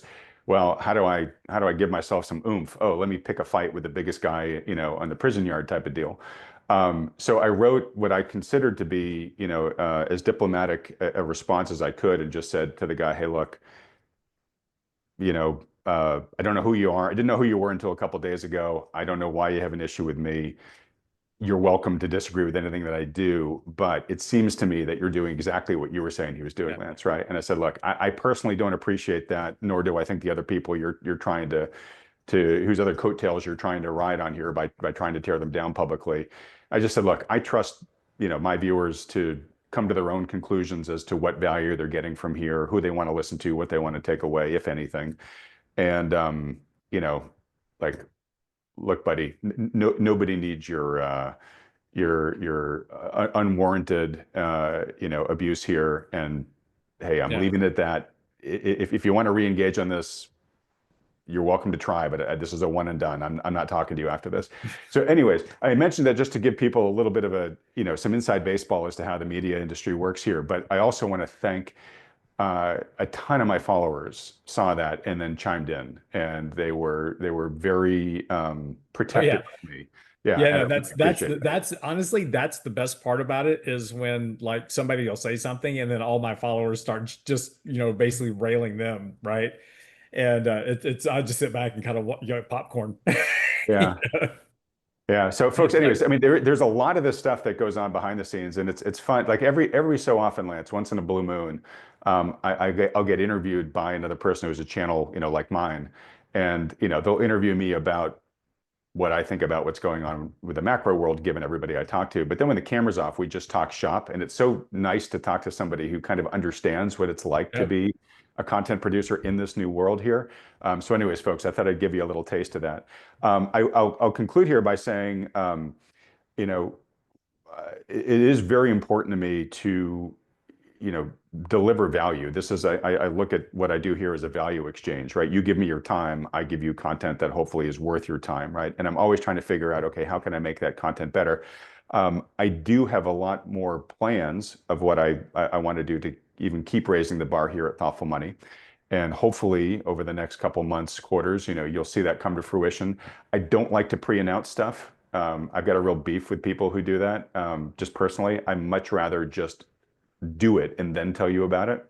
Um, I will say though, just for folks that maybe haven't noticed all the things that have happened in the past 6 to 8 months, we have introduced a number of improvements on the channel content-wise. Most people know that Stephanie Pomboy, comes on bi-weekly now. I think we started that probably at the beginning of this year. And everybody loves Stephanie for very good reasons. I'd mentioned you, Lance, but you've been on for so long that there's nothing new about you. You're just an old Yeah. reliable here. Um, I've also, for about the same time that Stephanie's been committed to biweekly, we have Axel Merck, who joins me after every FOMC release to make sense for it in real time in a live stream, taking your questions. We just did that on this Wednesday. Um, and we'll continue to do that going forward, and topical things like that, right? Where we've got, I think I've got a guy from the Rain Institute that when there's something big happening geopolitically, I'll pull him in to make sense of it for us as well. So kind of having these specialists come in on targeted, focused topics.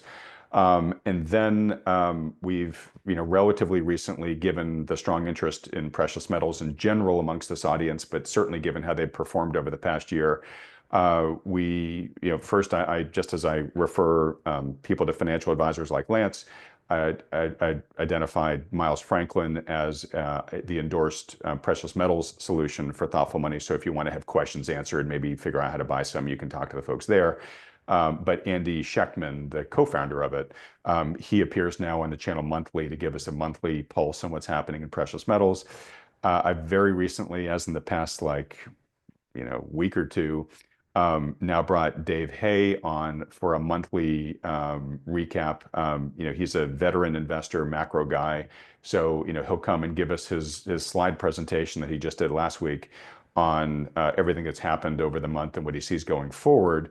And then after we record that for the public audience, I've created a premium discussion with David that's also happening monthly, that goes both to our premium Substack subscribers, but also now to our premium YouTube subscribers, the folks that buy a membership on YouTube. I think it's like $5 a month. But because YouTube, it introduced that premium tier, I wanted to be able to have something for it. So anyways, during that premium discussion, Dave watches pretty much every video that Thoughtful Money puts out. So hey, Dave, hope you're listening to this. but he and I go back over the past month and kind of talk about what our key takeaways were from the individual interviews. So if you really want to know what caught our attention, you're getting that in that kind of retroactive video. So anyways, point is, whether it was clear enough to folks or not, we are continuing to try to add more and more things that you guys are sort of indicating to me that you'd like to see. And I'll end here by saying, to the extent there's things you'd like to see more of, like to see less of, like to see a different take on, please do let me know in the comments section or send me an email at Thoughtful Money. You can just go to the Thoughtful Money website and then click the contact link and it'll come to me. I really do, every day try to think, how can I make this better for you, the viewers? And the easiest way for me to do that is just to listen to what you guys are telling me you want to have more of. So I'll wrap it up on that, Lance. One of the best ways to create value for this program, I think, in the long run, is to have you, coming on as you do every week. You're such a valued part of this. And I will say too, this thing that this guy was going after me for, you've got all these bears on your channel. And I don't want to go through that defense again. I don't filter people out for being bearish or bullish. I just try to find people that have a data-driven analysis. I have no idea what they're going to say when they come on the program. But that being said, an easy defense of that criticism, Lance, is like, I've got Lance Roberts on every freaking week. I do 5 videos a week, so 20% of them is not a bear or a bull, it's an eagle, right? I mean, it's, yeah. No, and that again, but it's always, and that's kind of interesting is that I wrote this, I tweeted out this chart about gold being so extended here. And somebody invariably went back and they found an article that I wrote on gold in 2021 and said, hey, it's, think about, this was like in November 2021. I said, gold's very extended, look to take some profits here. And there's some reasons why that gold will probably have a correction. And she goes, well, and seeing you wrote this article and gold's up 100% since then. And I'm like, yeah, but do you not remember what happened in gold in 2022? Did Yeah, you think that we didn't buy it back at the bottom right. of 2022 and added it to our portfolios? Of course we did. But the whole thing is that people take one aspect of whatever you say, and then they take it and they extrapolate that to be your whole persona. So, look, this is what we were talking about earlier about managing risk. You know, there's some bearish things in our conversation today. Look, I mean, markets are grossly extended. There's a lot of things that are bought. We got negative divergences and relative strength and momentum relative to the markets.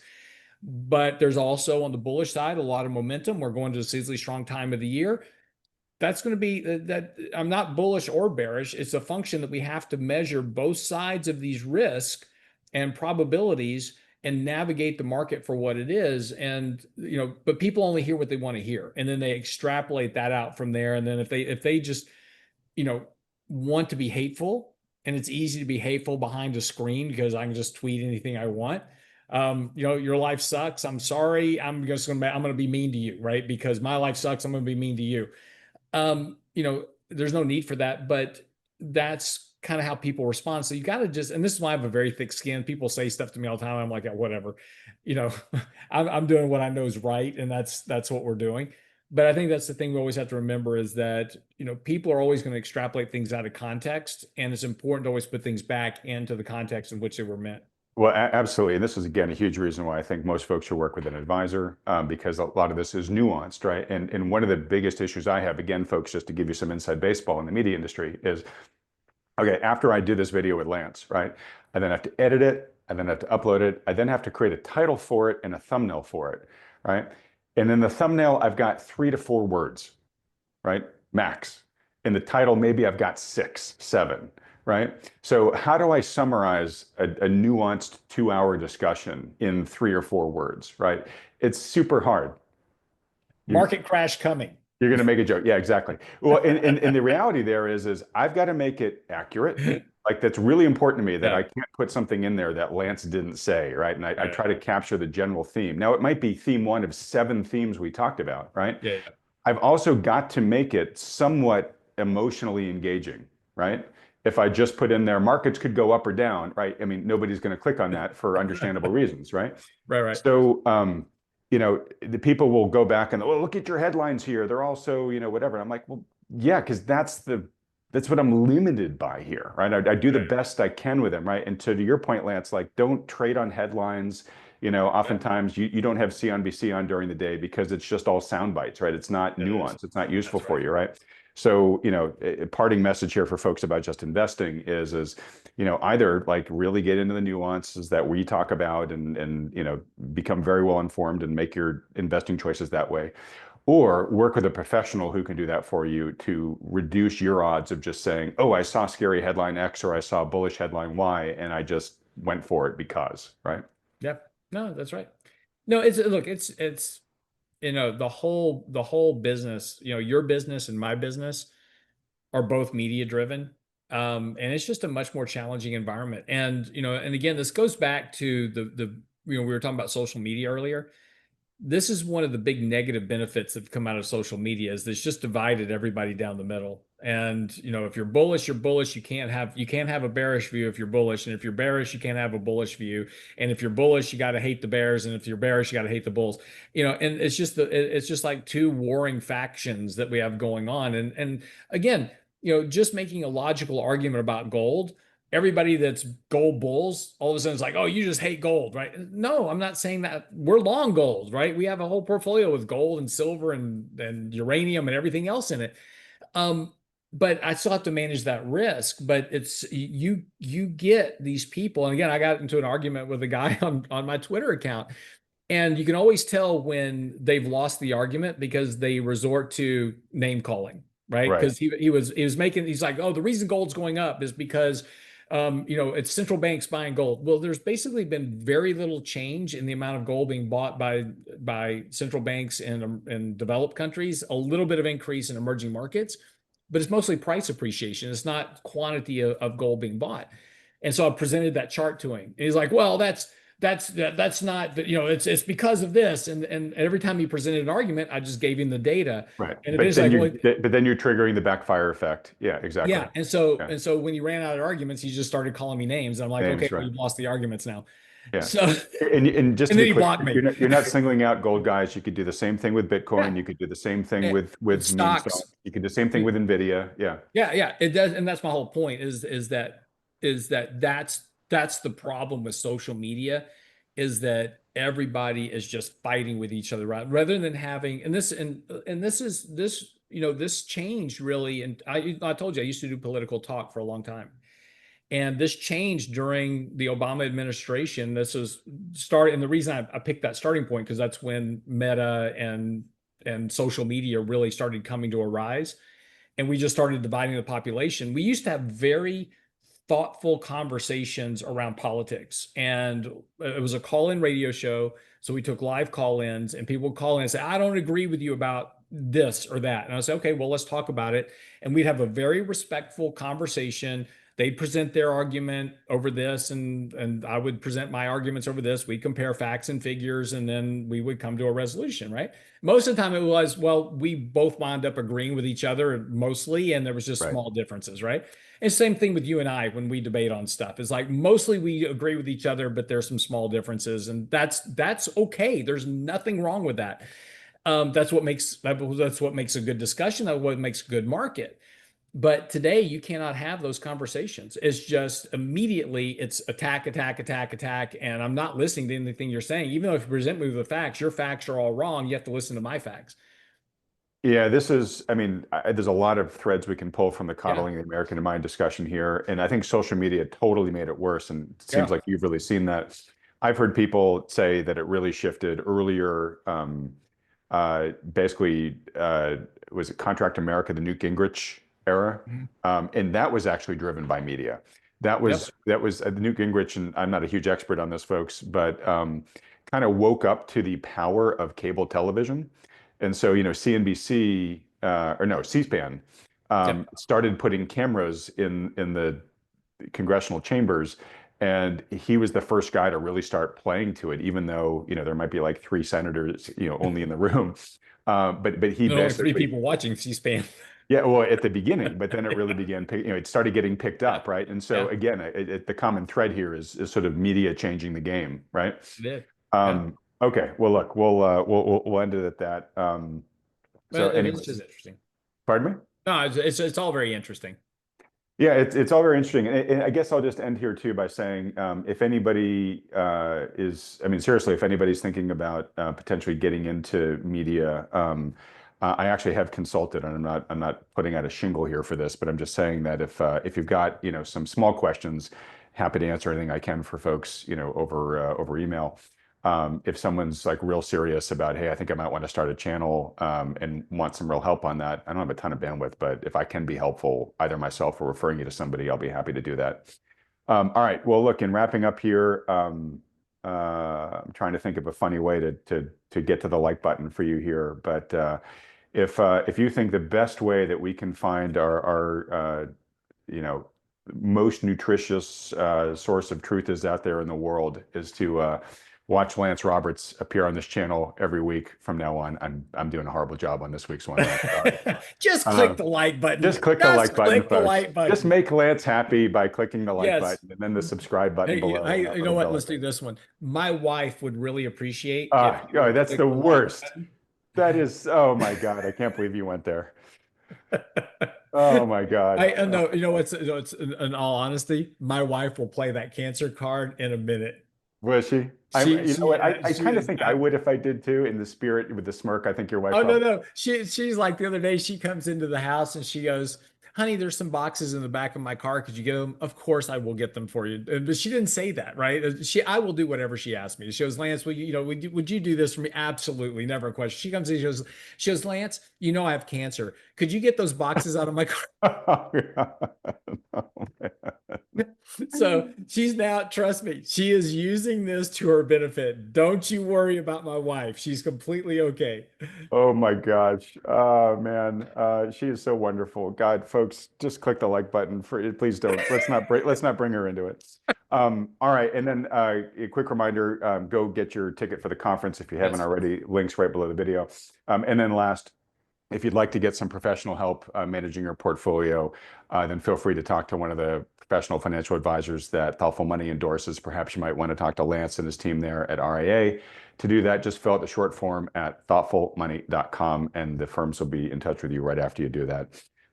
Lance, my friend, it's great to see you smiling and laughing again. And I know that's you're probably getting to some sense of normalcy here. Part of that's probably putting on a brave front too, but it's nice to see nonetheless. Well, no, I appreciate that. And yeah, we've got a big calendar on our wall. We've got 6 chemo treatments, so we've got 5 left. And so every time we mark one off. So Is there a big party for after the last one? absolutely. And that will also mark our date that we'll have an annual anniversary. So, once she gets through the last chemo, then we start tracking, time. So every year. Uh, so anniversary for when she's hopefully in remission. Yeah. Yeah. So we got to go Okay. 5 years without it coming back to be in Okay. remission. So we'll be marking those anniversaries. Okay, good. Really important. I just wasn't sure if you were saying you guys had your own wedding anniversary coming up, and then we'd have to Oh send no, a thoughtful we do money have a gift for wedding that. anniversary again, but that's our 15-year anniversary is coming up in May Okay. of All next year. right. So Well, look, I can't wait to be celebrating many anniversaries with you and her very far out into the future. yeah. Yep, and we're looking forward to seeing you. You'll be coming to town in January, so we're looking forward to seeing you. That's right. And so pretty soon, do you have a date locked in for that yet? We may as well just tell folks to put on their calendar. January 24th, and we've got really interesting guy named Ed Slott to talk about all types of really important tax and financial planning strategies. That'll be fun. And then we've got a guy that's going to be talking from BlackRock, talking about artificial intelligence, cryptocurrencies, and working on another speaker right now for kind of AI infrastructure and how to invest in infrastructure or private credit. We're kind of talking to 2 different speakers right now. So it should be a really nice conference covering a lot of topics, markets, investing, capital, everything. Okay. When you guys have your sign up Yeah. page and stuff for that, I'll give you, as it gets closer, you can tell folks exactly where to go. But just real quick, folks. So the Thoughtful Money conferences, we do 2 a year. The fall one's coming up, like I said, on October 18th. Those are virtual. So that's where I get to bring a whole bunch of experts to you virtually, and you can just watch from the comfort of your own home. And I'm able to get them all on that day because they're virtual. If you want to go listen to some very smart people, but also get to mingle in real life with Lance, me, these other experts, as well as other people who think like you, then Lance's is an in-person event where you can do that. Yep. And Uh, we're actually going to have the night before, we're going to have a kind of a mix and mingle event. So we actually hang out and talk to the speakers, and it'll be a lot of fun. Great. And you know what? You're reminding me, I think I tossed an idea out there like 2 months ago Hmm. that we should get together in real life with anybody who's interested and do something fun. And I had this crazy like pickleball slash MMA self-defense, gathering. And people loved it. People Yeah. loved the idea. And I think we just do the pickleball. I think we get together and play pickleball.